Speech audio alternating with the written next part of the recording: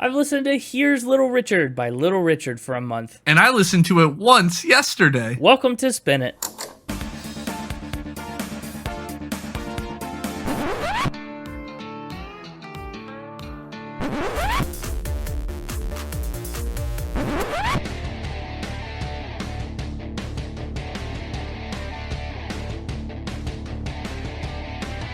Hello, everybody, and welcome back to Spin It, the record ranking podcast for people who would rather be listening to music. I'm James, and with me, Little Connor. That's Connor Richard to you. Connor Richard? Yeah, I just doxed myself. I guess so. Wow. I just figured you're the littlest Connor on this podcast, so that way people know which one I'm talking about when I say Little Connor. They won't confuse you for Bigger Connor. That's a fair point. Or Biggest Connor. That's my third evolution. Like a Pokemon. But you just get little, bigger, and biggest? Yeah. Okay. They're really running out of ideas. Yeah, that's Little Connor. I'm normal-sized James. We're talking about Little Richard this week. A staple in the rock and roll history books. One of those guys who evolved music. Do you know Little Richard? I've heard the name. Couldn't name any songs. It's one of those artists. You know the artist, but maybe not any songs by title. But then I've maybe also heard songs and just didn't know that was Little Richard, you know? Well, he's definitely a guy that was at his most popular in rock and roll's early days. And you've probably, I guess, heard of his songs by name because people talk about his songs. But it's not unlikely that you haven't heard his songs because it's not like most radio stations are out here playing True Fine Mama, you know? It's not like anybody's out here playing Slippin and Slidin. Well, if you're listening to the True Fine Mama radio station, they might. Well, that's true. True Fine Radio. For all the mamas out there. Well, you'll probably get Tutti Frutti, Long Tall Sally. Oh, I have heard of Tutti Frutti. Oh, okay, that's what I figured. Yeah, that's the biggest. Yeah. And Long Tall Sally is a close second. Yeah. And he's got others in his catalog that are like big, but not anything you necessarily hear on most, even like classic rock radio stations today. You got to go back to like an oldies throwback station, get into the 50s before you hear Little Richard. But he's just got such a voice. One of the reasons I learned about Little Richard first was because he inspired so many of the artists that I love. And in particular, like early ones like the Beatles and stuff. Little Richard was a major influence on them. They even covered some of his songs, like Long Tall Sally. And so that was my first exposure to him through covers. And then I went back and I had to listen to him. And he's just got such an energy, such an electricity in his voice and his style. Really interesting character. I knew a lot of Little Richard's singles because of that, right? Because of the covers and stuff. And so the first Little Richard I listened to was a greatest hits album, a kind of a compilation. And then I was like, well, I want to talk about Little Richard on the podcast. He's an important artist to know. But, of course, I wanted to do a full album, right? I wanted to get in a proper record. And so here's Little Richard, his breakout debut, universe-shaking hit album with big singles. I was like, this is obviously the place I need to start. So that's why I've only been listening to it for a month. Little Richard himself, he's been ranked on the spreadsheet for years. In fact, his greatest hits, I first scored in 2020, before we even had a podcast. Oh, wow. So rest assured, it goes way back. And the greatest hits that I knew were like Rip It Up and Lucille and The Girl Can't Help It, Good Golly Miss Molly, plus a lot of the stuff that's on this album. So you get to the important stuff. But are you ready to learn about Little Richard? Got a lot of history to get to. I'm always ready for some history. I know it. Little Richard, oh my gosh, was born 93 years ago. He was born Little Richard Wayne Penniman, born on December 5th, 1932 in Macon, Georgia. 1932. He's a Depression-era kid. And he was the third of 12 kids, by the way. Imagine having almost a dozen siblings. Yeah? I'd probably forget a name or two.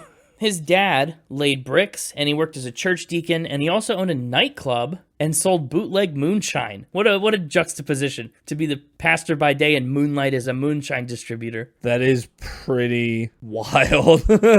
Yeah, right? I guess. I think that's probably a thing that Little Richard saw and emulated when he grew up. This kind of contradictory lifestyle. Because he's definitely got some quirks in his own beliefs and behaviors that we'll get into later on in his life. No idea what you're talking about. No? Well, you're about to. When Richard was young, well, he was really little. So when he was Little Richard. Little Richard. Yeah, his friends and family just started calling him Little Richard. Which is, I mean, that's a solid name. And then when they got bigger, his mom was like, you'll always be Little Richard to me. Yeah, that's true. If someone was to just attach an adjective to your name, what do you think is a good one? Little's not bad, apparently, for Little Richard. I think he works that one pretty well. I wouldn't like to be called Little. I'd prefer, awesome. Poor. Oh, Stupid. No, those are bad ones. Squalid. Yeah, and here's the brand new album by Stupid Connor. Trivial. Trivial. Man, If we were overseas, rubbish. rubbish. Rubbishy. That's a noun. That's why I said rubbishy. Rubbishy? Yeah. No one would understand. Rubbishy Connor. I mean, come on. That's kind of got a sound to it. Yeah, it's... Second rate. I like that flow there. Second rate, Connor. The cadence is good. Yeah, it is. I feel like you should go for something more positive or at least neutral, though. Oh, neutral. How about common? Common Connor. That's alliterative. I kind of like it. People call me CC, and they're like, "Oh, what's that stand for?" Just your average, everyday, common Connor. Maybe on the fence. On the fence, Connor. That's too many words. Oh, inactive. Inactive. Sedentary. Sedentary is pretty good. Sedentary Connor in his brand new album. It rocks. Fantastic. That's sedimentary, I think, is what you're thinking of. Yeah, but again, close enough. Here's Igneous Connor. His new album is on fire. Dude, Igneous Connor, awesome. That's a cool one. Yeah. People call me Ick. Ick. Ick, I see. Well, Little Richard doesn't get any adjectives that are cool like that, and he just gets little, which is just solid. He took a really early interest in music, and he learned to play the piano and sing in church. He was singing hymns and church songs, but more than singing, church laid a very strong religious foundation in Richard's life that would be very important to him a few years down the road. And he saw a lot of people in hard life situations, not the least of which was dealing with like racial segregation. And Little Richard sits in church and he notices that the church folks are singing, quote, to feel their connection with God and wash their trials and burdens away. So he first notices this connection between music and spirituality at like a really early age. But the church people did not let Richard sing in church for very long. His voice is a very high-pitched voice, and he always needed a high key, and he would hoot and holler and do his Little Richard thing, which you've now listened to for a full album's worth. It led to people calling him the Warhawk. That's cool. Right, Little Warhawk Richard. Not very churchy singing. Lil Hawk. Little Hawk. Ooh, sounds like that city in Arkansas. Lil Hawk. Dun, dun, dun, dun, dun, dun, dun, dun, dun, squawk. Oh, very nice. Thanks, Reba. But Richard, see, his dad's a pastor, and they don't really like most popular music. Strong distaste for what's on the radio. In fact, they called it the devil's music. It ruffled their religious sensibilities. So, a lot of Little Richard's other major musical influences are soul and gospel and R&B singers, like Sister Rosetta Tharpe and Marion Williams. Richard also loved to drum and beat on things when he sang, getting a very strong sense of rhythm. And when he was in 5th grade, he picked up the saxophone in his school's marching band, which is very cool. And he still can't stay away from music in his free time, right? He's doing music all the time now. He got a job at a local concert venue, selling drinks during shows, and he got to see everybody perform as they came through Macon. One of those acts that he got to see live was his idol, Sister Rosetta Tharpe. Before her show, she heard him singing a few of her songs. He was just, doing his Little Richard thing, singing his Little Richard sing. And she heard it, loved it, and said, hey, how would you, little 14-year-old Warhawk Richard, how would you like to come and open for me on my show tonight? He's 14 years old and he opened for Sister Rosetta Tharpe. What a wild origin story. That's pretty wild. Mm-hmm. And that set him off on a musical career. By the time Little Richard was in high school, he would hit the road with several traveling shows, kind of akin to like circuses. He would dress up and wear turbans and cloaks and all sorts of outfits for what were essentially just like minstrel shows. He even performed in drag as a character called Princess Lavon on several occasions, which kickstarted and foreshadowed a very long-standing dialogue about Little Richard's sexuality. Kind of odd for an artist working in the late 1940s. Not really something a lot of artists were doing. And he's really cutting his vaudeville chops in these traveling circus shows, these minstrel performances. He's learning to act and learning to sing and dance and put on, like, truly a show, more than just church singing. By the 1950s, Little Richard was living in Atlanta, and he had resolved to be an honest-to-goodness rhythm and blues artist. He was going to sing the devil's music. And so he did his hair up in a big pompadour. He established his signature style and his look with flashy clothing and makeup, and he honed his raspy holler into a one-of-a-kind singing voice. And then he got down to business. He recorded his first singles on a contract with RCA Victor. He saw a little bit of success with his earliest works, but not a lot. And after his dad passed away in 1952, he kind of got jaded with the music industry, and he moved to Houston, and he joined a band called the Tempo Toppers, and then a different band called the Upsetters, and he was working as a dishwasher just to make ends meet in the meantime. But of course, as unique voices often are, he was discovered by Mr. Personality, singer Lloyd Price. Richard sent a demo off to Specialty Records in 1955. They said, ooh, this is interesting. This guy could totally be a competitor for Fats Domino and Ray Charles. Like, this guy's potentially got what it takes to be a major player in the industry for us. So they signed him. His first recordings in this new era fell completely flat. It wasn't what he wanted to sound like. It wasn't what the label wanted to hear. And he was just blowing off some steam. He went to a nightclub, right, to blow off steam, to get it out of his system. He stood up and he busted out this song by the name of Tutti Frutti. The lyrics to Tutti Frutti are pretty adult, the original ones. They've got very sexual overtones. It's very, explicit. But he definitely realized that the song had major hit potential. And so he and his people reworked a few of the lyrics, which we'll get to in a minute. And in November, Little Richard would release Tutti Frutti and change the trajectory of rock and roll music forever. It was a hit on the R&B charts, of course, but it was also a crossover hit on the pop charts in both the US and the UK. It went to number 21 on the Billboard charts in the US, so that's a huge hit. He followed up Tutti Frutti with Long Tall Sally, which climbed even higher to number 13 in America. So he's having success. Good luck. He converts the Upsetters from his band into his backing band. He starts touring across the whole country. His live shows are energetic and raucous. They're electric. Record exec Art Roop would describe them as very dynamic, completely uninhibited, unpredictable, and wild. Little Richard would stand up and lift a leg or climb on top of his piano. He would throw merchandise and souvenirs at the audience. Just unheard of stuff for 1956, and people ate it up. They loved him. Little Richard claimed that he was the very first artist that had women throw their underwear on stage at him. Wild. I know. He had to keep people from rushing the stage just to try and touch him. I mean, he's igniting this new wave of fanaticism, the likes of which music has not seen to that point. People got up out of their seats. They moved and they danced, and that was huge because he was playing these segregated venues, and that results in the lines blurring between the audience, right? Both sides start to mix and mingle when they're all dancing together, having a shared experience. He was working to break down these racial barriers one show at a time with his killer live show. So Little Richard, he just starts cranking out hits. Once he finds the formula with Tutti Frutti and Long Tall Sally, he just milks it for all it's worth. He puts out Lucille, Ready Teddy, Slippin and Slidin, The Girl Can't Help It, Jenny Jenny, so many iconic singles come out of Little Richard's studio in the late 50s. Little Richard moved back to Los Angeles, and he found himself elevated from the brink of poverty to living in a really rich neighborhood near other celebrities. He's on top of the world. His first and arguably most iconic album, Here's Little Richard, came out shortly thereafter in March of 1957. That's what we're talking about today. Not only was Here's Little Richard his first LP, it was the first 12-inch long player record ever released by Specialty Records. So that's cool. They also broke it up into 3 different EPs as well for people that didn't want to buy the LP. 6 of the album's 12 tracks had already been successful singles, so that's pretty good. And Here's Little Richard would benefit a ton from that early popularity.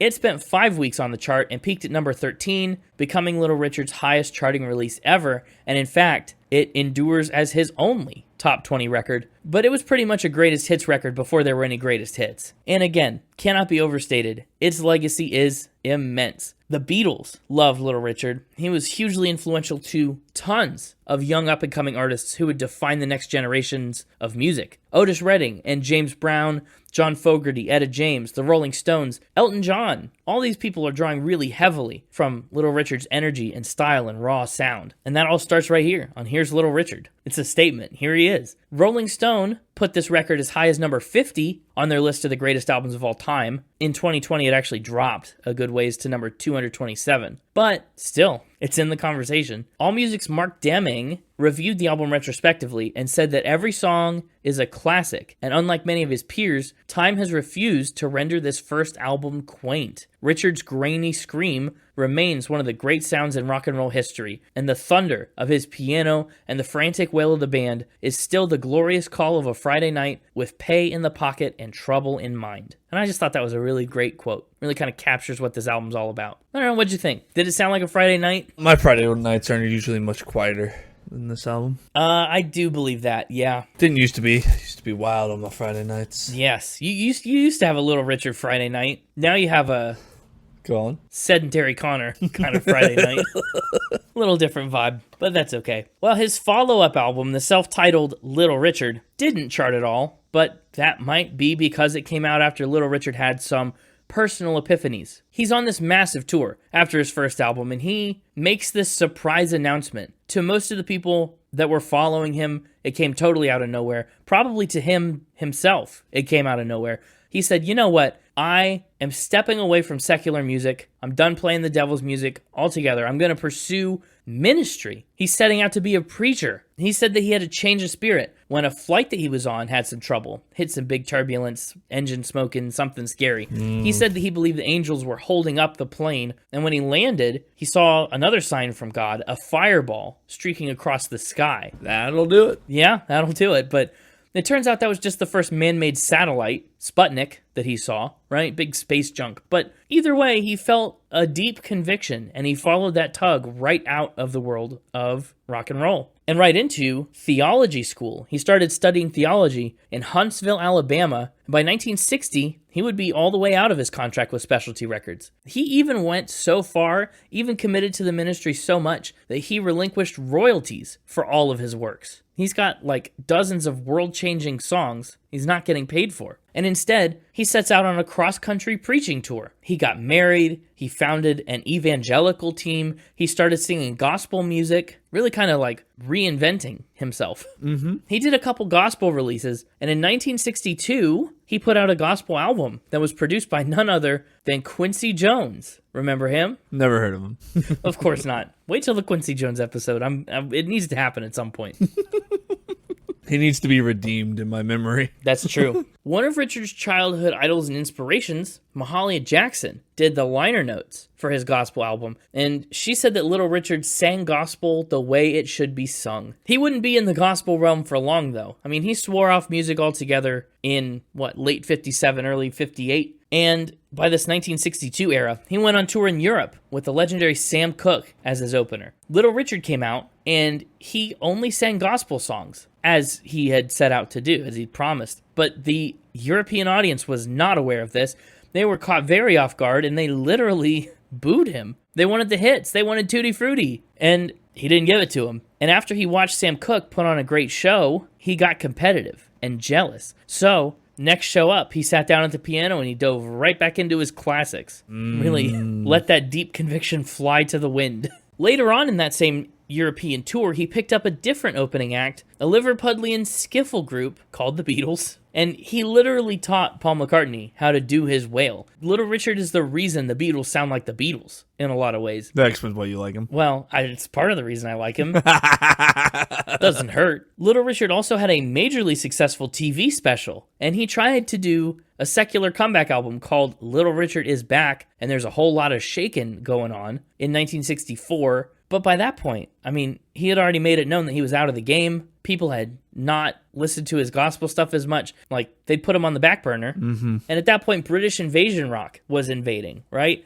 The Beatles are here, and the Who. Like, Little Richard just doesn't have space. Motown and Stax are dominating soul and blues. There just wasn't the demand for Little Richard like there had been a decade ago. He kind of got squeezed out of the market that he created. Well, I don't know if you can say he got squeezed out when he just left and then couldn't get fit back in. That's true. He wasn't squeezed out. It's just there wasn't room when he tried to come back. Yeah, he created a big space, then left a vacuum, and then everyone filled the void, and then he couldn't get back. Yeah, that's about right. But there's another interesting piece of Little Richard's legacy that appeared in this era, in the mid-60s, in the form of an ambitious, talented guitarist by the name of Jimi Hendrix.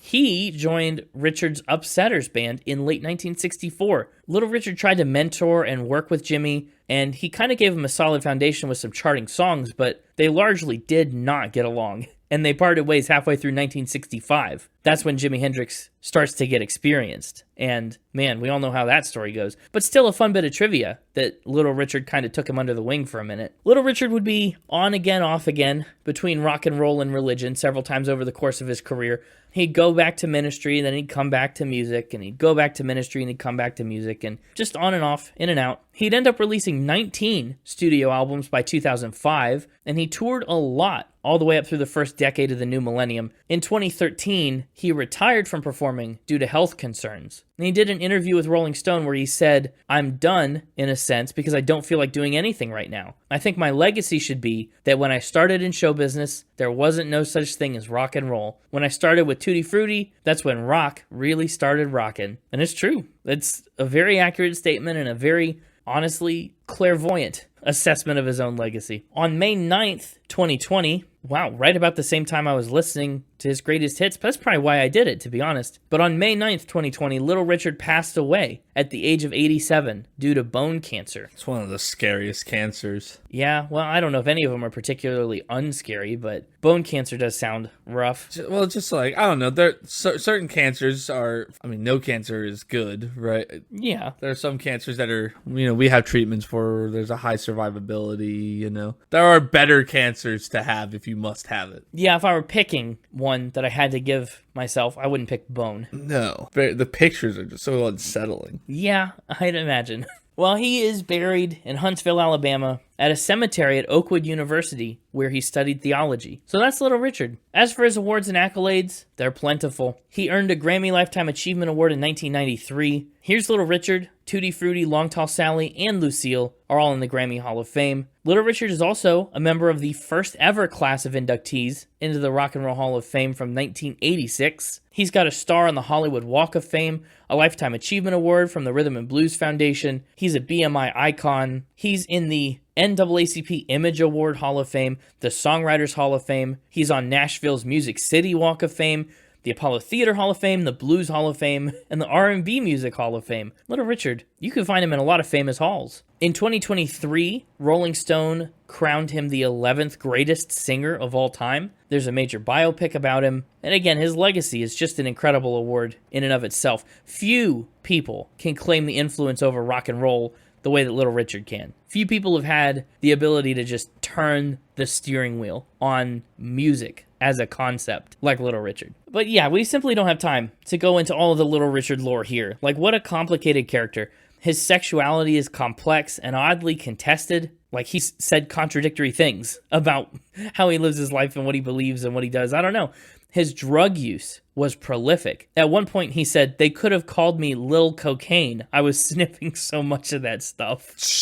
Which I thought was just a silly quote, but also kind of a tragic circumstance. Yeah. His religious beliefs just seem at odds with his own lifestyle. He had some lifelong health problems, especially in his feet. He dissolved racial barriers. Like, he's just a very nuanced and immense and complicated figure in music history. Go look him up. Go do some more Little Richard research. Little research. But that's what I've got. I think we're about to learn 4 new things as the Mixtaper plays fact or spin about Little Richard, but who knows what that's going to look like. It'll probably look pretty dastardly. It always does. If I had to guess. It always does. Hey, it's me, the Mixtaper. Hello, little Mixtaper, little dastard. Little dastard. That's good, because dastard and Richard both share a second syllable, so. Yeah, we're second syllable brothers. That's nice. Have you been doing your Little Richard research? No. Oh. Thought I'd just shoot from the hip. No surprises there. I mean, you've done that in the past for some select facts and spins. It's not always been my favorite. Yeah, I said we know it works well against you, so I did vow to always do that from now on in a previous episode. Yeah, you did, didn't you? So maybe I'm doing it, keeping my word.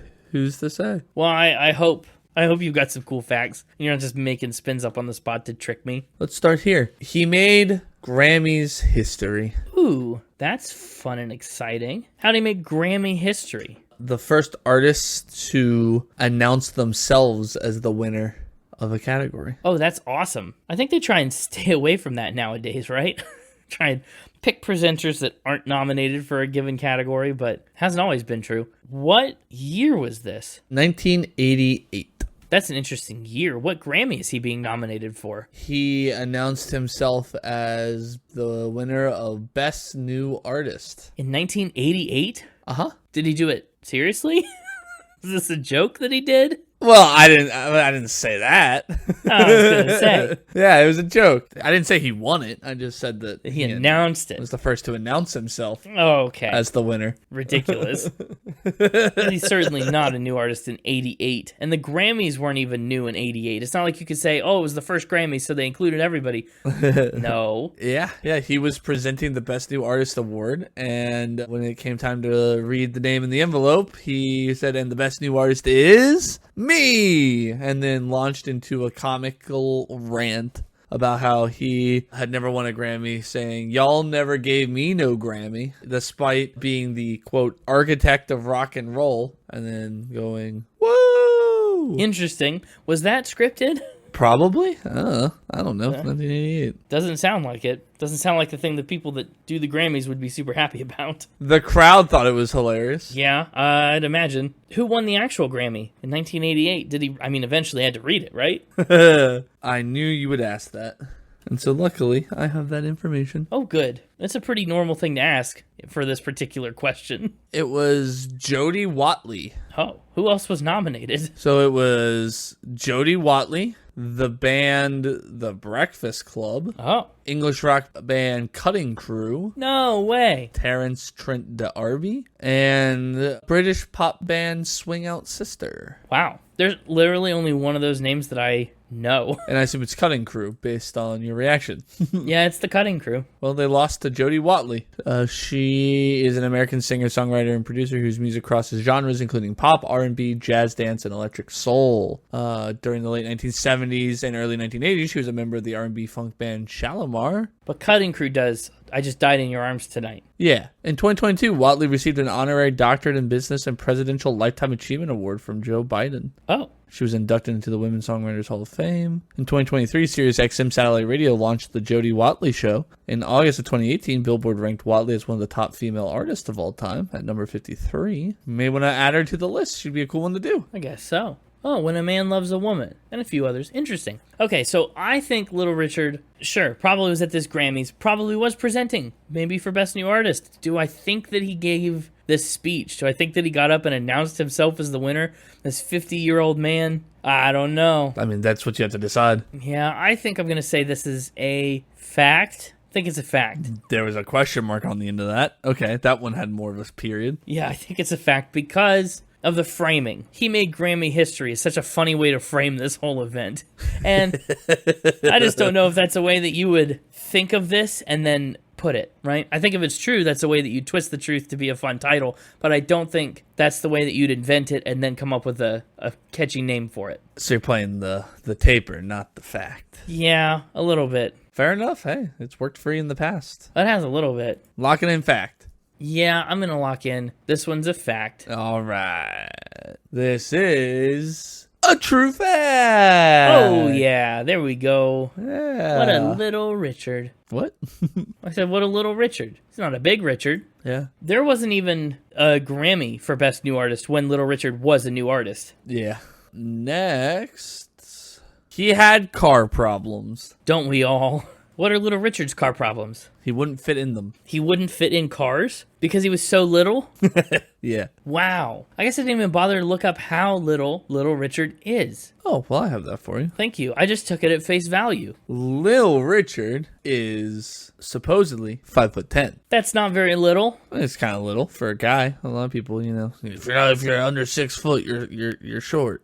Okay, but that's not little enough to call somebody little. Maybe those 6-footers, everybody's little. Well, true. But why is he having trouble fitting in cars at 5'10"? Well, you see, Little Richard may be little, but his hair sure is large. Oh, tall Richard is the problem here. He can't get into cars because his big pompadour hair gets in the way? It sure does. That's brutal. Wow. How tall was his hair? I mean, you could see it in pictures. It's pretty robust. Yeah. Well, in the 1960s, it was so tall that he had to bend like a question mark just to get into limousines and cars. Been like a question mark? But you can't stay bent that way while you're driving, right? Surely he's going to just have to sit up at some point. Well, he would be like in the back seat of a limo. Well, in the limo, I get. He didn't drive. He had drivers. That's so uncomfortable. Is there any reason he couldn't just do his hair again when he got where he was going? I can't believe you'd even say something like that. I mean, if it's that much of a problem, I'd just find a solution instead of scrunching up. But to answer your question of how tall his hair was, we'll have to play the newest Spin It game show. Guess that hair length. Should have known. I mean, it looks like 4-inch hair. Okay, is that your first guess? Well, I don't see how it could be my second guess. Well, I wasn't sure. I just want to make sure that was an official guess and not you just musing. Yeah, 4 inches will be my first guess. Taller. Wow. 6 inches? Ding, ding, ding. Wow. He said his hair was 6 inches of attitude and 3 cans of hairspray.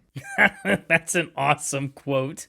6 inches of attitude and 3 cans of hairspray. That means if you add that hair to his 5'10" body, I mean, that makes Little Richard a tall 6'4". Yeah, and his hair had a mind of its own, apparently. One time he tried to sit up inside of a limo, and his hair was so big, so high, and so heavily shellacked that he dented the ceiling liner of the limousine. Oh my gosh. It's solid. His hair was a statement, a crown, a warning, and a weapon of mass glamification. What another wild quote. A weapon is remarkable. Imagine him just going around whacking people, headbutting them. Dude, if he was denting ceiling liners and limos, a headbutt would hurt. Oh, yeah. And you gotta watch, because sometimes he's slipping and sliding. He might just fall into you. Car problems. He had car problems because of his hair. I think probably this is true. Ceiling liners are cushier than, it's not like metal in there, but it's still, that's pretty impressive. Yeah, would you have believed if the fact was he dented a metal car with his hair? No, but with his head maybe, if he stood up really fast, I guess. Either way, I do think this is true. Very interesting fact about some very iconic hair. I think this is going to be a fact. He thinks it's going to be a fact. And it is indeed a fact. Man, oh man. He's not little in the slightest. When you think about Little Richard, I just pictured him to be like, I didn't picture him to be small, because you see in pictures he looks pretty not small, but I didn't picture him to be like actually genuinely like standard tall. 6'4" with the hair puts him at like the pre-top hat height of Abraham Lincoln, one of our tallest president. Like, come on. And his name is Little Richard? Yeah.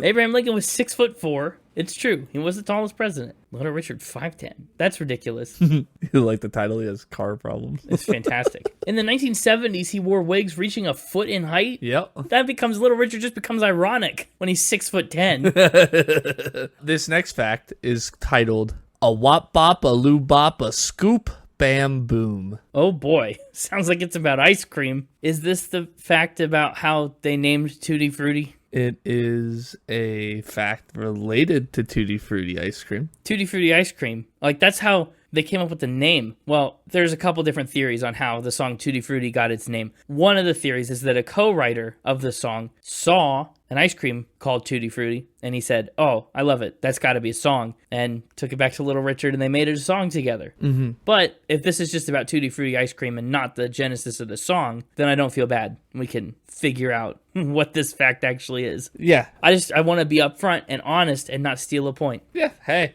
I like it. I like the integrity. That is not what this fact is. Okay. What is it? It's about a radio ad that Little Richard had. Oh, interesting. For the ice cream. Yeah, for a Little Richard's Tutti Frutti Freeze ice cream promotion. Okay. Did he sing it like that? A-Wop-Bop-A-Loo-Bop-A-Scoop-Bam-Boom? No, that I made that up for the title. I just thought it was fun. It is pretty fun. Good title. Yeah, thank you. What'd he do? What'd he do in the ad? He talks about how you can get Little Richard's Tutti Frutti Freeze ice cream. It was a promotion that he wanted to do with the makers of Tutti Frutti ice cream. Okay. So he just slapped his name on a limited edition of the Tutti Frutti that existed and did a radio commercial for it? Well, he wanted to. Oh, they didn't let him? Well, the radio ad got made, but it was never used. Oh.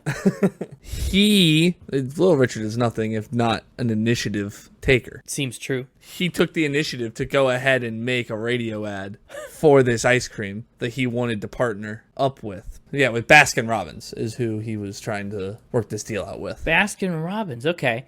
And he jumped the gun and never got to go ahead. Yeah, well, he was just taking the initiative. You call it jumping the gun, he called it taking initiative. I guess. So what happened to it then? Did he pitch it and they didn't like it? Did they... How'd it go down? Yeah, they just did not want to partner with him. This was in 1956. That makes sense. They just felt he was a little too wild for their brand. Yeah, he's a little wild for the brand. And again, the original Tutti Frutti song is not for radio. It's an adult song. Yeah. So I can see why they'd be a little hesitant to affiliate here. I have a transcript of the radio ad if you'd like to. Please do your best Little Richard impression. I'm not going to do that. Yeah, that does seem like a bad idea, doesn't it? I will read it in my Mixtaper voice, which is my normal voice, but Wearing a mask. wearing a mask. The callback to 100 episodes ago. It's so funny. From Specialty Records and the folks who brought you lactose, it's Little Richard's Tutti Frutti Freeze, the only ice cream that wails like rock and roll and melts like a teenage heart at prom. Burstin' with all the fruits, peach, cherry, banana, mystery red. All the fruits. This frozen fireball will have you shaking like a leaf in a juke joint. And then he goes, woo, you know, the Little Richard wail. Yeah, just like that. Woo. Yeah, woo. It's got more flavor than a honky tonk on payday. So jump in your jalopy, tell the soda jerk to put some wiggle in my waffle cone, and scream for Little Richard's Tutti Frutti Freeze. It's good booty. I mean, good Scoopy. Good Scoopy. And they didn't want that? No, they didn't. Wow. You've given me a tough choice here because that was some really interesting ad copy. And if it's a spin, I mean, you had to come up with that somewhere. That's impressive. I think I'm going to say this is a fact as well. It's a business opportunity. Thinks I've done 3 facts in a row. Tutti Frutti, if it's named after ice cream, surely you'd want to partner with the ice cream. I don't know about that script all the way. I don't know why you'd say good booty in it, but maybe it's before he changed the words all the way. But then I don't know why you'd expect to get a sponsorship. The song is not for that. Plus, do you want your ice cream to melt like a teenage heart on prom night? I don't want my ice cream to melt. I want it solid. I'm sure if they wanted him, they could have worked something out, but that was a bad first start. This is a Wop-Bop-A-Loo-Bop-A-Spin Bam Boom. Oh, bad Scoopy. Bad Scoopy indeed. Well, what gives? I don't know, there was no way I could pass up on the Tutti Frutti flavor song thing. And I didn't think you'd believe there was actually a flavor combo. I think you'd think that was too coincidental. Probably true, yeah. And then it felt very up Little Richard's alley to have jumped the gun and made a whole radio ad for a thing that didn't exist yet. So that's true. I went that route. Other things I was going to tell you before you decided to just go ahead and say fact. I don't know if this would have swayed you one way or the other, but I had a list of things that he wanted to come with the product, like product features for the ice cream that he pitched. Like what? It would come with a collectible mini record of the song Tutti Frutti that could be played on a hi-fi. Interesting. Expensive. He wanted to advertise it as flavor swirls so intense they'd been banned from 3 church picnics. Gosh, he wouldn't want to do that. He wanted to pitch it being served in a custom-shaped cup that was shaped like a piano. Interesting. And he wanted every 5th scoop to come with a rhinestone. Ew. Were product features I had come up with. And then slogan options I come up with were it's lickably loud, scream louder than the flavor, and your mouth will go A-Wop-Bop-A-Loo-Bop-A-Wop-Bam-Boom. Goodness. Did you write that whole ad yourself? Yeah. Fantastic. All the fruits. Mystery red is crazy. I know.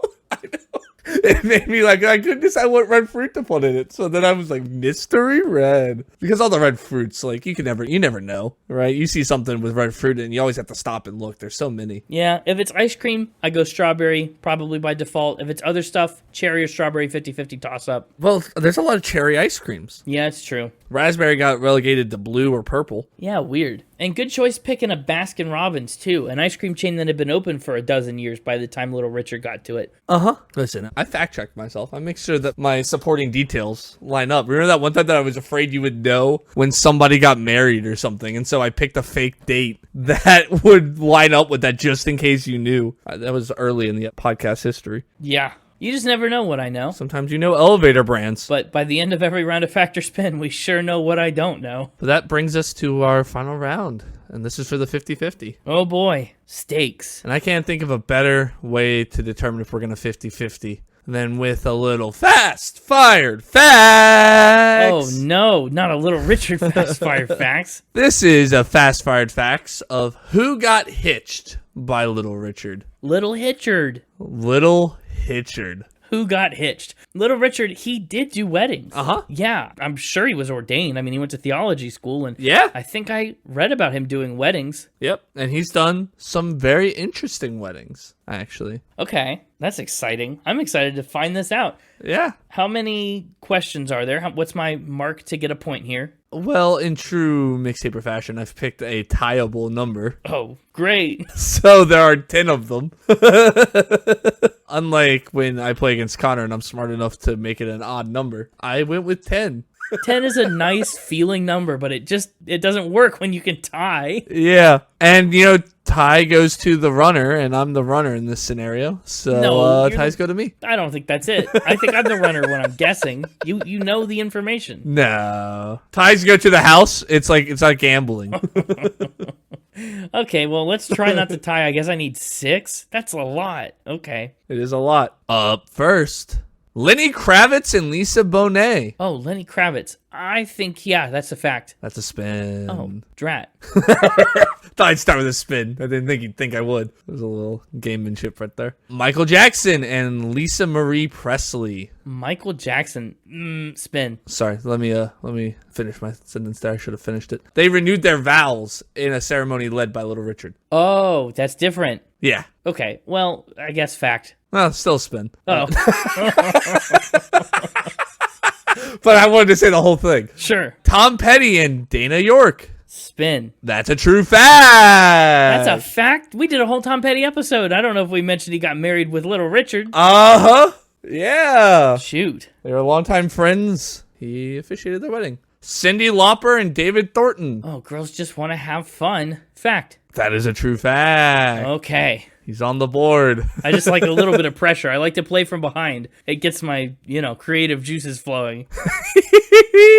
Bruce Willis and Demi Moore. Oh, that's awesome. Fact. That is a true fact, and it happened because of a dare from Arnold Schwarzenegger, apparently. Wow. What a weird... I dare you to let Little Richard do your wedding. Yeah, I don't know. That's just what I saw online. Okay. Steven Tyler once said that if he ever got married again, Little Richard would be his only choice to officiate. Well, that's easy enough. It's all hypothetical. But is it true? Yeah, I think they'd make a good Smith. Does that mean you're saying fact? Yeah, I'll say fact. That is a true fact. Pamela Anderson and Kid Rock. Also, you're naming a lot of people that I didn't realize were married. On a yacht, apparently. That makes it a yacht rock. That Sure, Little Richard was there. is a spin. They were married on a yacht, but apparently no Little Richard. Ooh, that was the last one I could miss. So no more misses, huh? Yeah, that was my last strike. He was once asked to officiate a royal wedding, but declined because he was afraid he'd outshine the queen. Of England? It's royal wedding, so I assume. No, the queen surely was already married. There's got to be some other place this was. Well, no, I don't think he was marrying the queen. It was just a royal wedding in which the queen would be in attendance. Oh, okay. That makes sense. I think that's a fact. That is a true fact. He joked about that in a 1990 interview. Oh, boy. That said he would do it if he knew he wouldn't look better than the queen. That was close. That was a scary one. Yeah. How many have we done? I think we've done 8. Yeah. Yep. A private U.S. ceremony between David Bowie and Iman? They were apparently married at a Moroccan ceremony, but then also had a U.S. ceremony with close friends and family and Little Richard. Who else? Here's Little Richard at the wedding.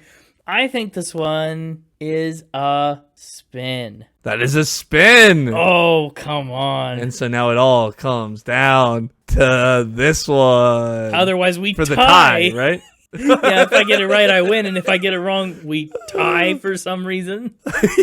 And ties go to me. Oh, gosh. 20 couples at the same time in a mass wedding. A mass 20 at the same time? As part of a Valentine's Day Promotion. Promotion? I don't know. Like you could enter a sweepstakes to get married by Little Richard? Yeah, and he did 20 of them all at the same time. That's cool. I now pronounce you man and wife and man and wife and man and wife and man and wife and man and wife and man and wife and man and wife. But is it true for the tie? You may now kiss the brides. I think this is true. I bet he did 20 weddings at once. Going with true. That's got to be some kind of record. Oh, it was on a cruise line. Oh, tacky. Yeah, that's definitely. For the win/tie. That's a true fact. Oh, there we go. 6 out of 10. Really playing from behind. Yeah, I really. Missing 3 in a row. 3 in a row right off the bat. But he pulls it back. Yikes. That was scary. I can't believe that worked. This is becoming a pattern. This is the 3rd episode in a row. I've got the first 2 right, missed the 3rd one, and then got the 4th. That's a blast. Who knew he did so many weddings? Kind of love that.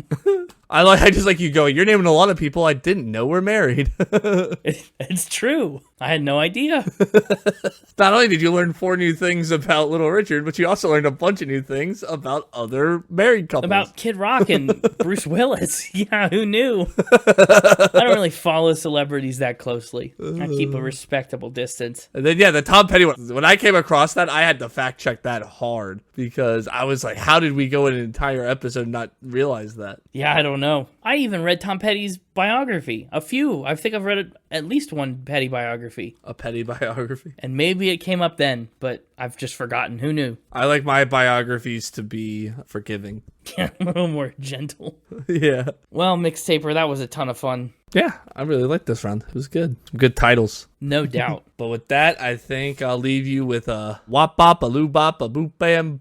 Yeah. There he goes. Welcome back, Connor. Little sedentary, little stupid Connor. What's the rock kind? Sedimentary. No, that's what Sherlock says to Watson. Oh, sedimentary, my dear Watson.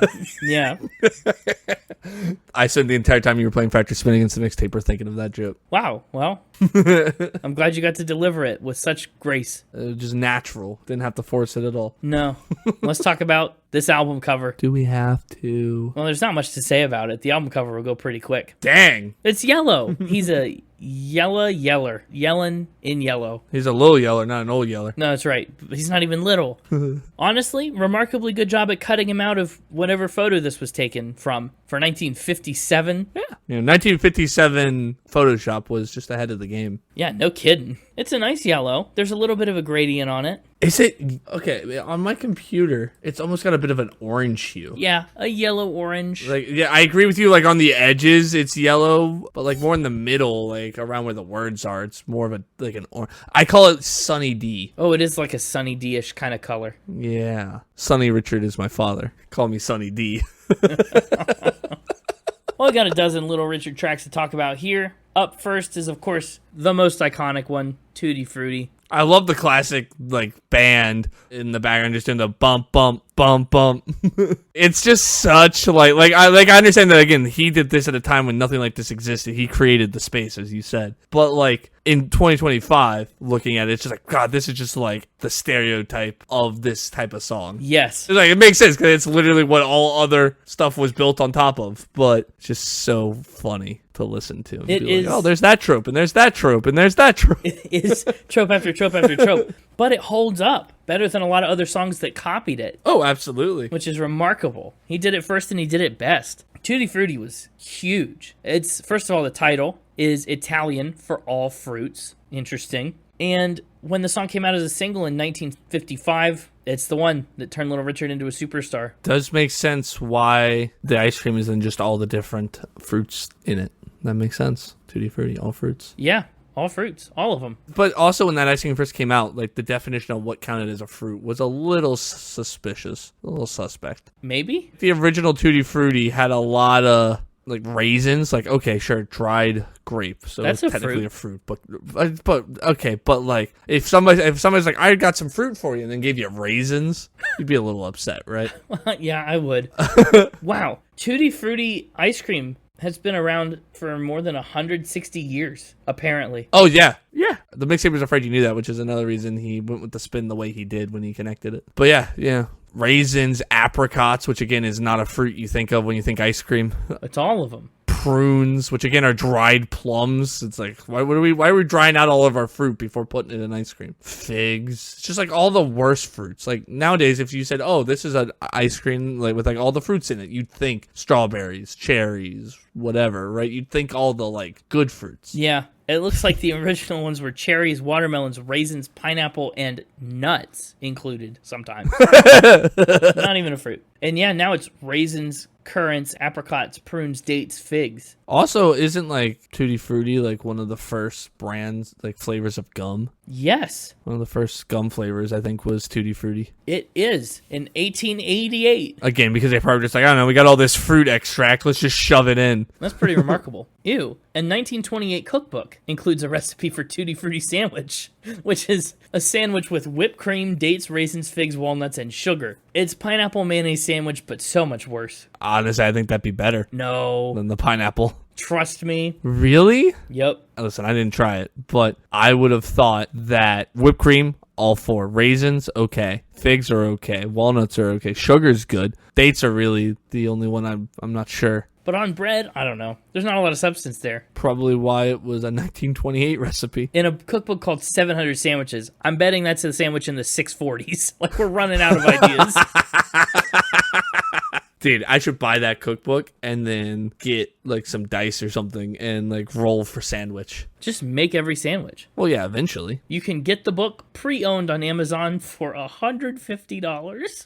What? Yeah. I guess 1928, there's probably not a lot of copies left. You saying that book's not still in print? 700 Sandwiches isn't a book that's still in print? I guess not. There's a $5 delivery fee. Do you think it's under sweet sandwiches? Probably. I'm looking at the table of contents. Meat sandwiches, egg sandwiches, fish sandwiches, cheese sandwiches, sandwich butters, which feels like it doesn't belong in this book because it's not a sandwich, but peanut butter sandwiches, vegetable sandwiches, fruit and nut sandwiches, salad sandwiches, hot sandwiches, club and layer sandwiches, novelty sandwiches, which it could be there, open face sandwiches, sweet sandwiches, cake sandwiches, and index. Wow. Really playing fast and loose with the table of contents there, switching between like ingredient-based stuff and like just how the sandwich is served. No kid. Because I feel like I could have a hot meat sandwich, and it's like, which one does it go in? Right. Meat sandwiches or hot sandwiches? Yeah. An open-faced sandwich probably has meat on it. I'd imagine. Feels like maybe they were like, came up with the title 700 Sandwiches and then hit like cheese sandwiches in chapter 4 and went, oh, I don't know what else to do. Sandwich butters. Right. And then that then triggered them to go to like peanut butter sandwiches. They're like, oh, duh, we forgot peanut butter. And then the writer's block broke. They got vegetable, they got fruit, they got salad. And then they hit another little run of we don't know what to do and just went, I don't know, hot sandwiches. Right. Although it'd be really funny if I was to write a book like that and then hit the hot sandwiches, chapter 10, and then chapter 10 was the same length as the entire rest of the book, and it was just all the recipes again. It's just all the other sandwiches But hot. it's all the other sandwiches with an added step of like heat it up. Heat it up just generally. Oh, gosh. Really, 350 sandwiches. And then the next one would be cold sandwiches, and it would be everything that was in the hot sandwiches, but after the heated up step, it would be let cool. Chill. Oh, man. Tutti Frutti the sandwich. Gross. Tutti Frutti the song. Gross. The original lyrics. You're right. Yeah, gross. The original lyrics are pretty gross. The original lyrics, instead of Tutti Frutti, oh Rudy, we got Tutti Frutti, good booty. It's about adult things. The original lyrics are a little provocative. So there are a couple legends about where the song came from, right? That the one we talked about earlier, its co-creator saw the ice cream in a store and then still wrote a song about butts. Little Richard, there's legends that he wrote it while he was working as a janitor and a dishwasher. So we don't know for sure where it came from, but we know they had to change the lyrics of it. And once they changed the lyrics, Richard cranked it out in 3 takes in 15 minutes. He said, I'd been singing Tutti Frutti for years, but it never struck me as a song you'd record, because he was singing lyrics you wouldn't record. Oh man, it went to number 2 on the R&B charts and 13 on the pop charts. It really tore it up in the rock and roll world. In the 21st century, Tutti Frutti was voted the number 1 record that changed the world by a panel of artists with Mojo. They said that it was the sound of the birth of rock and roll. In 1998, Tutti Frutti made it into the Grammy Hall of Fame. Rolling Stone said it was the 43rd greatest song of all time. In 2009, it was added to the Library of Congress's National Recording Registry. And like Bob Dylan, right, looking back and given all the later context about Little Richard leaving music to go into ministry, He said, Little Richard was speaking in tongues across the airwaves long before anyone knew what was happening. He took speaking in tongues right out of the sweaty canvas tent and put it on the mainstream radio, even screamed like a holy preacher, which is what he was. I mean, from that very first Wop-Bop-A-Loo-Wop, you're kind of hooked. So the song's huge, the song's great, and then it also got whiteified for audiences at the time. You know, remember, we're still segregated. The country's still deep in the throes of, like, racial tension, and white audiences aren't listening to black singers. Record labels know this, but they know that Tutti Frutti's a hit. So they're trying to find ways to get Tutti Frutti to people without Little Richard singing it. And what they do is they bring in artists like Pat Boone and Elvis to cover the song. Labels recruited those guys because they wanted to sell that music. It's kind of an odd practice to us now, but it was a way different time, way different segregated time, in the mid-1950s, and that's how it happened. Little Richard talked about Pat Boone, and he said they didn't want me to be in the white guy's way. I felt like I was pushed into a rhythm and blues corner to keep out of rockers' way because that's where the money is. When Tutti Frutti came out, they needed a rock star to block me out of white homes because I was a hero to white kids. The white kids would have Pat Boone up on the dresser and me in the drawer because they liked my version better, but the families didn't want me because of the image that I was projecting. And that's a theme that's prevalent throughout Little Richard's career. We'll come back to later, but that tension is there. Little Richard's doing it better, but other people are doing it in competition. I've never liked Pat Boone much. That's just me, maybe. I don't know. But that's Tutti Frutti. What a way to open the record. Then we move into True Fine Mama. I love the background vocals in True Fine Mama. It's such a cool thing. Also worth noting, you're going to hear a lot of 12-bar blues on this album. Oh, absolutely. You're going to hear a lot of the same kind of song all throughout. Here's Little Richard, because that's what people were making. I think he does a good job at putting variations in that formula to make each song unique. Sure. But True Fine Mama, it's the second one. Tutti Frutti gets that going. True Fine Mama gets the 12-bar blues going. It's everywhere. He's just got such a powerful voice. What a singer. And I can understand why they called him Warhawk in church, right? If he's singing hymns like this, even in that higher register, that's such a unique, that's such a hard spot to sing. And he just nails it. Made me think of Winnie the Pooh. True Fine Mama made you think of Winnie the Pooh because there's so much honey in the end of it. Yeah, honey, honey, honey. That's, I don't know. Back in the good old days of the podcast, he probably would have won the repetitive award for all that honey. No doubt. He does say honey a lot. It's like he runs out of lyrics. It's like he hits the honey honeys a minute and... Like a minute and 15. Yeah, around a minute 15 he hits the honey honeys. And it's a 2 minute and 40-second song. There's one more kind of chorus in there, but yeah, it's a lot of honey, honey, honey. The song isn't even half over, and we just get nothing but honey. It's sweet. Also, though, consider honey and saxophone. I do like the saxophone. Uh-huh. Little Richard's a saxophone man, but he does kind of just saxophone it in. Dang. Little Richard, big sax. Dude, it's not about the size of the Richard, it's about how good the sax is. That's pretty good. Yeah, it's the background vocalist for me on True Fine Mama. Good stuff. What do you think about Can't Believe You Wanna Leave? I love that it starts so a cappella. What a good lead in. It's just pure vocal power to start off that one. It's also got a great kind of chorus. My life, my heart, my love is in your hands, and now you're going to leave me for another man. And just puts so much emotion in there. It is remarkable. I like the way he wails on the my life, my heart, my love. That's what I'm saying. It's so good. Just really pours out his heart there. Yeah. It's lyrically, it's a pretty light song, but it holds all the emotion in it of a full length, full everything. Packs a punch. And it's nice and slow. So far, Tutti Frutti and True Fine Mama have been pretty quick. Can't Believe You Want to Leave slows us down a good bit. Yeah. And thank goodness there's a couple moments like that, because most of the album just rips. And Ready Teddy is no exception. I do like all the rhyming with the titles. Tutti Frutti, Ready Teddy. Jenny. Yeah. Slippin and Slidin, Peepin and Hidin. You're right, he's a rhyming man. Lord, I was born a rhyming man. Yeah. Ready Teddy was written by John Mariscalco and Robert Blackwell. And he sings it so fast he can hardly say the words Ready Teddy. Most of the times it sounds like he's just saying Ready Ted, because he just can't do it fast enough. Like, talk about tempo. Talk about energy. Yeah. I'm ready, Teddy. Ready to rock and roll. I love some of the rhythms in there, too. Rock and roll, gonna, you know what I mean? There's so much good variation in there. That's rock and roll in its, proto days. That's it developing out of those rhythms and those backbeats. Playing in the cracks, as they call it. Hitting the rhythm in between the rhythm. This is one of those Friday night songs, for sure. I found Ready Teddy stuck in my head. Yeah. Rattling around. I was just walking around going, oh, I'm ready Yeah. Just, You were ready. I'm ready. I'm ready, Teddy. Is this a song you maybe knew? Maybe. I don't know. There's some famous covers. Buddy Holly did a big one. Ooh. Elvis Presley did a cover. I mean, Elvis really did, though. He loved it. He sang it on the Ed Sullivan Show to 60 million people. Wow. But, other covers, Tony Sheridan covered it. Cliff Richards, perhaps a bigger Richard, covered it. Lots of people got in on Ready Teddy. Much better than Prepared Theodore. I just wish I knew a Teddy or a Theodore to like sing this to. That's every time you're ready to do something with him. Yeah.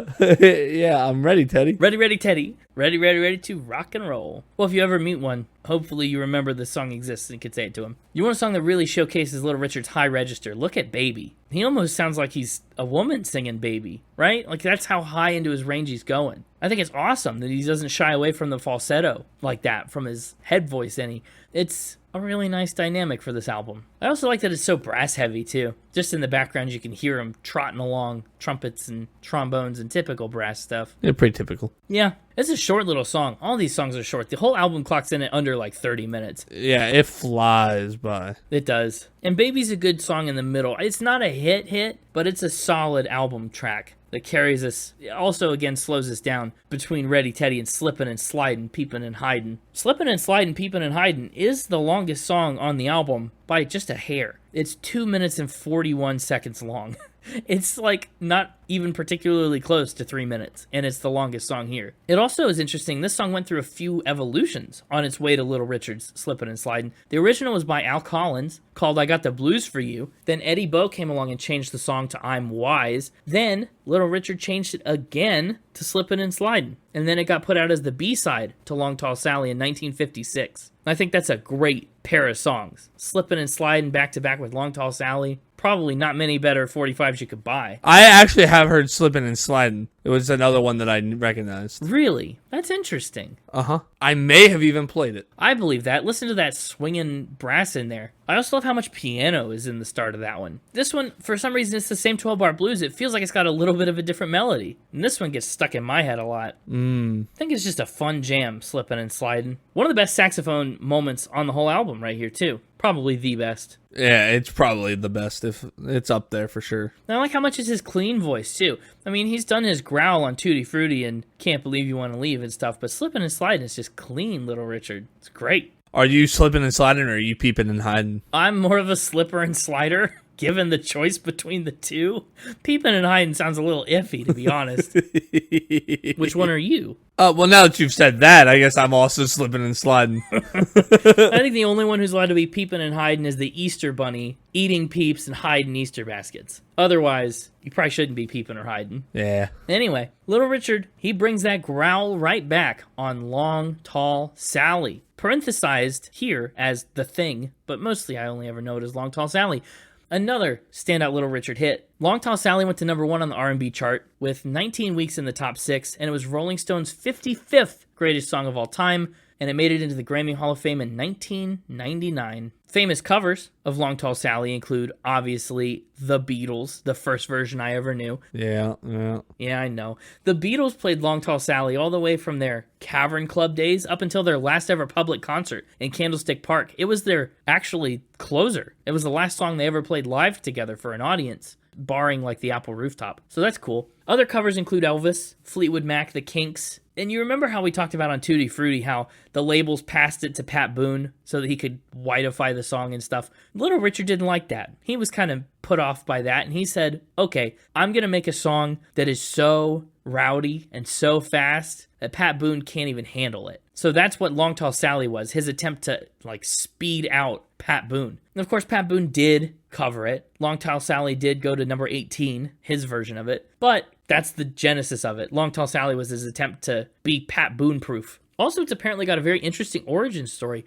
There was a girl whose Aunt Mary was sick and needed medical attention, but her family couldn't afford it. So this girl wrote a song and sent it to Little Richard in hopes that he'd record it and the money would help pay for the treatment. It was just a little song. She only had like 3 lines. Saw Aunt Mary coming and duck back in the alley, I think is what her contribution was a little bit. It didn't exactly work out that Little Richard sent money for the treatment, I don't think. But he did take her lyrics and turn them into Long Tall Sally. So that's kind of cool. A unique story. What did you think of Long Tall Sally? Does it deserve its place as one of the Little Richard greats? I think so. I don't know how you don't. Well, that's exactly it. You do. Right. Right. I think we're saying the same thing. I think so too. You know what's funny? What's funny? Long Tall Sally, and he's Little Richard, but he's long and tall. His hair is long and he's tall. Doesn't make sense. Also, do you think there's a difference between long and tall? What are the dimensions of Sally that he's laying out here? Are long and tall just synonyms? Yeah, I would think so, right? I don't know. I would think so too. I think long and tall are the same direction, but different axes. Like if I'm laying horizontal, you would say I was long. But if I'm standing vertically, you'd say I was tall. That's true. Like you're technically measuring the same thing. It's just the orientation of the thing you're measuring. Yeah, that makes sense. Well, Sally is apparently both laying down and standing up. Maybe she's fat. Would long be fat? Because I'm just thinking like a rectangle, right? If I was like measuring like a 1/2-inch thick piece of like plexiglass, right? And it was 2 feet long, right? I'd be like, oh, that's long. It's not tall. It's only a 1/2 inch thick, right? It's only a 1/2 inch tall. Yeah. But it's 2 inches long. Well, but then there's width to consider. Yeah. And then I was thinking width. So then I was like, I think like on a human, long is like side to side. Width is like how fat you'd be, right? Like forward to backwards, and tall would be up. So I'm thinking he's saying that she's super tall and she's super wide. Maybe. But like maybe skinny, not necessarily fat, just wide. Yeah. Okay, also, you know what's ridiculous? I've just Googled it because I wasn't sure. Sally is short for Sarah. Sorry, what? I guess a nickname. It's a nickname for Sarah. But I say it's like this definitely can't be short. It's like It's the same number of letters and syllables. It's not short in any way, but it's a nickname for Sarah, which is so interesting. I had never considered that. Well, he's on a stretch of singing about women specifically here. We got Long Tall Sally, and then we got Miss Ann. Miss Ann is an interesting song because it's kind of got that clean, classic Little Richard style, and it's slower, like a song like Baby, but he's got a little more of that rasp, like the Ready Teddy style. So it's kind of a good blend. And it's kind of built on this descending motif within the 12-bar blues framework. It's good. It doesn't ever grab me too strongly. It doesn't stick with me much. Miss Ann might be my least favorite, but... It doesn't stick with me, but every time I listen to it, I just can't help but really enjoy that walk down on that one. Here, Miss Ann. Yeah, it's true. I just like that stair step down. That's the song's main feature. Yeah? When I'm with Miss Ann, I'm living in paradise. That's what she named her house. Yeah. I just think it's another case. It's like the lyrics don't quite match up with the energy of the song. Sometimes they do. Tutti Frutti, Slippin and Slidin, Baby, those match pretty well. Miss Ann, I don't know if it does for me. I don't know if I want it to be faster or slower, but I just kind of feel it differently. Yeah, and the saxophone, even though it's great, doesn't do anything like new or novel. No. That we haven't heard elsewhere on this album. That's it. We're 8 tracks in, 2/3 of the way. Yeah, we're past the little going into the Richard. That's right. We already had the hears. It's weird that sometimes I know what you're saying when you say stuff like that.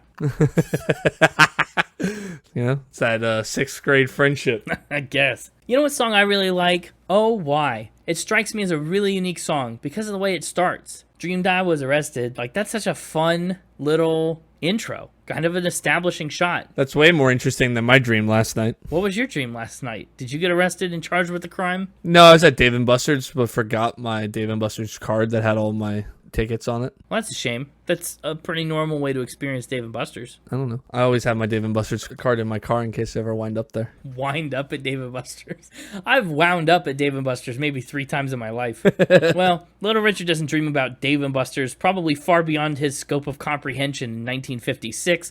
But he dreamed he was arrested, forgot to plead innocent. It's a pretty big thing to forget. It is. I just like the style of it. I think it's a different kind of rhythm, different kind of vibe, and I like it a lot. Fair enough. I don't know. It's one of the few songs I think at this point on the album that truly does something different. He also spreads out his lyrics differently, holds some notes longer, gets a little more sustain in there. Again, not a lot happening in the lyrics, but it is just a different song. What'd you think about Rip It Up? This was the A-side to Ready Teddy, and it went to number 1 on the R&B charts and crossed over to number 17 on the Hot 100. Another one of those big hits. This one feels classic. This one feels rock and roll through and through. Oh yeah, this definitely has the early ages of rock and roll sound to it. Yeah, it's given like Bill Haley and his Comets. Rock around the clock style. Rock it up and ball tonight. Little Richard was balling before it was cool. And he just doesn't care. Doesn't care if he spends his dough, doesn't care. He's just walking on a cloud, and he's going to be one happy soul. Gonna rip it up and ball it up and rock tonight. That's awesome. I think it's a sentiment. It's a feeling that everybody who's been a teenager getting a paycheck can relate to. Free-spirited, cutting loose, going out there. A lot of teenagers in recent decades probably wouldn't put it quite like this, but they know the feeling. One of the most chaotic songs on this album is Jenny Jenny. I like the call and response style of Jenny Jenny. It's like he presents a lyric and then he responds to it himself. Jenny Jenny, ooh Jenny Jenny, Jenny Jenny Jenny. I mean, he says Jenny 7 times in a row here. And spinning like a top. There's a lot of woos. His signature woo is here. This should be our favorite song with all the spinning he's doing. That's true. It's a good one, honestly. This one went to number 10 on the Hot 100 and number 2 on the R&B charts, and this version is the first of 4 recordings he would do of Jenny Jenny. There's some live versions that he released, and he also put it on his later albums, Modern and Mr. Big. Hilariously ironic album name for Little Richard, but hey. Yeah. Yeah, Jenny Jenny just gets fast and interesting. He kind of does the same thing with Ready Teddy, that he doesn't even finish saying the word Jenny. Jenny Jen, spinny spin.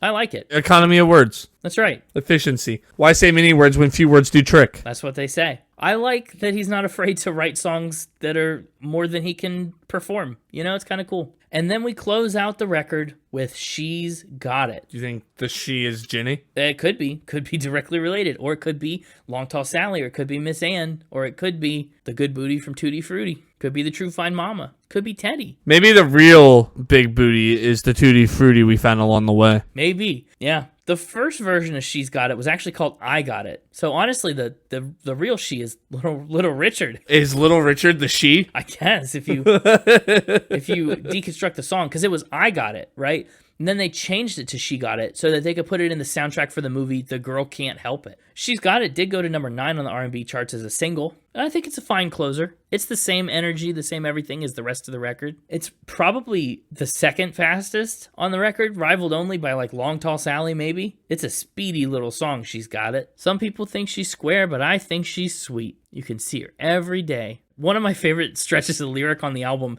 is in She's Got It. Her ruby lips, shapely hips. When she walks down the street, all the cats flip. She's got it. That's fun because cats is like a slang term for like, you know, players or whatever. Like the cool cats. The cool cats, right? But then if you take it literally, it's just like she's walking down the street, like all the actual cats are just doing flips. Meow. Flipping over her shapely hips. Shapely hips is also just a great.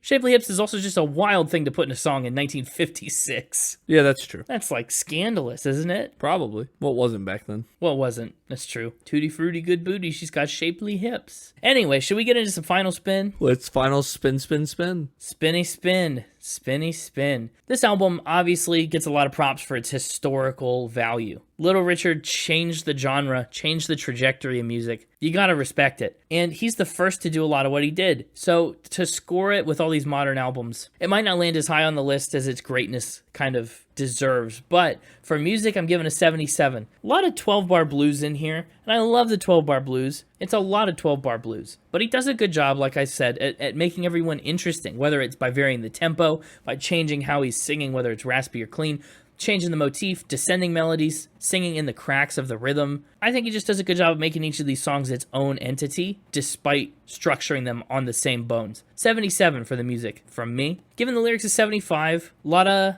not even love songs, really. A lot of infatuation songs. A lot of Tutti Frutti, oh Rudy. A lot of repeating phrases. A lot of short songs, lyrically. But honestly, again, for 1956, 7, he's doing probably more than almost anyone else in the game at this point, as far as writing lyrics go, and as far as pushing the envelope goes. Giving lyrics a 75. Instruments and production, I'm giving an 80. What a great piano player. So fun, so high energy. The saxophone solos are all awesome. Like you talked about, like the brass that just pops in there from time to time. Bump, bump, bump, bump. Like that's classic. That started the trope. So I'm giving an 80 to the instruments and production. And it's not even to mention his voice. One of the greatest singing voices ever put on vinyl. Like that's so good. Such a scream, such a wail. And I'm giving the overall vibe an 83 for the historical significance, for the speed at which you fly through this record.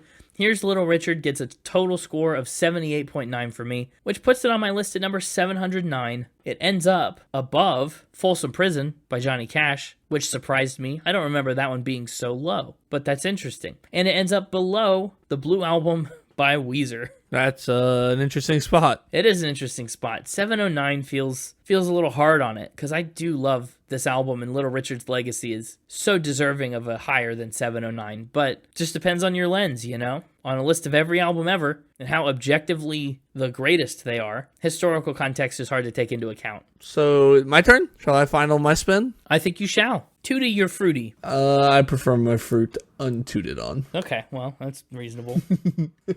But I will start with the Connor top 3. Okay. Up first, Tutti Frutti. Oh, Rudy. Good pick. Up next, Can't Believe You Want to Leave. Whoa, that's a surprise pick. Yeah, it was a surprise pick for me too. I liked the slowed down, the nice groove. I liked the way he sings it. I was a big fan of Can't Believe You Want to Leave. It feels very soul inspired. That's pretty nice. Yeah. Which unfortunately means something fell out of the top 3 that really deserves to be there, but unfortunately does not get a slot. No. Because my honorable mention is going to Ready Teddy. That's the one that got stuck in my head. I thought that's what you would have said next. I thought you'd skip over Can't Believe. So Ready Teddy's great. Great pick. Yeah, and then rounding it out with Long Tall Sally. Oh, sad day for the back half of the record. Yeah, sad day for the Richard. My playlist pick. Oh boy. I'm just going to take Tutti Frutti. Oh, man. I knew you'd do that. Now I have to think. I'll let you decide. Let you make the hard decision. I think I'm going to take Rip It Up. There you go. That's a good pick. I like the energy. I like the just got paid at Saturday night vibe. I thought about Long Tall Sally, but I mean, I already know Long Tall Sally well. Rip It Up was a unique song to find on this album, and I like it. Yeah, no, I think it's a great pick. Yeah. And of course, now for my score. The moment I've all been waiting for. I'm giving this one a Wop-Bop-A-Loo-Wop-A-Wop-Bam 8. Wow. I thought it would be something that like fit in with the tone of a Wop-Bop-A-Loo, but it kind of didn't. Kind of just stuck in at the end. No, well, where else would you put the 8? Like, the same place that you kind of put Scoop, a Wop-Bop-A-Loo-Wop-A-Bam-Boom. Yeah, a Wop-Bop-A-Bam-Boom. Yeah, I thought about it. I don't know. I want to mix it up. Put it in a different spot. Sure. 8 out of 10 for Here's Little Richard. Not bad. That's pretty strong. Yeah, I think that's pretty good. And I'm thinking 8 weapons of mass glamification out of 10. Oh, very nice. That's a pretty tall, strong hair. Watch out, other units. You might get dented. No doubt. Well, 8's pretty strong. I'm kind of surprised by that, but I'm happy about it. That's always fun. I like that old-timey stuff. It's cool to listen to. It is. Where in your 8s do you think it's going to go? Man, it's anybody's guess. I don't know. Let me look here. Anybody's guess? Well, it's not anybody's guess. It's not your guess. It's probably going... Oh, let's put it... I'm going to put it right above the Scooby-Dooby-Doos of the Doobie Brothers to Lule Street. Okay. Actually, I'm going to put it below that. Oh, okay. That's good. So above Chris Stapleton. Yeah. Very nice. Don't want to break up my pound. Your pound? Mm-hmm. Because you've got Mariah Carey's Pampered Puppies with the Doobie Brothers Scooby-Dooby-Doos next to each other. Yeah. And, I mean, Bougie Poogie's not far away. Yeah. The dog pound of the 8s. Fantastic. Well, I guess that's going to do it for the Little Richard episode. Thanks for listening. I love these history episodes. So much fun. We'll see you next week when we're going to rank another album, and I'll tell you what, it's going to be pretty different than this one. It will. It just will. Tune in to hear it. I'm excited about it. You can find us on all the social media at Spin It Pod Official on Instagram and at Spin It Pod on X. And of course, visit our website, you guessed it, spinitpod.com. There's no you guessed it, it's www.spinitpod.com. To be clear, it's not www.youguessedit. Just wanted to make it clear. Although we should go park that. I don't know if that's necessary. Hey, tell a friend who you'd love to have officiate your wedding Oh, about the podcast. that's another sweet one. That's really good. We will see you next week. And until then, keep your fruities tootied and Keep spinning. You know, we didn't talk about it, but Little Richard's kind of an unfortunate name. We talked about how little's a good adjective, but pair it with Richard, and I think there's some downsides to that one. I mean, it depends on how you look at it. Nobody wants to be accused of being a giant. Well, that's true. You know what? That's true if he's only a little bit one. I guess it's, yeah, whether he is or has. And I guess he is Little Richard. Exactly. Plus the man's 6'10" with a wig, so... so I'd imagine he's proportional. But anyway, that's Awesome James and Little Stupid Sedimentary Connor signing off. You could pick any better adjective. The ick is out. They're gonna cancel this.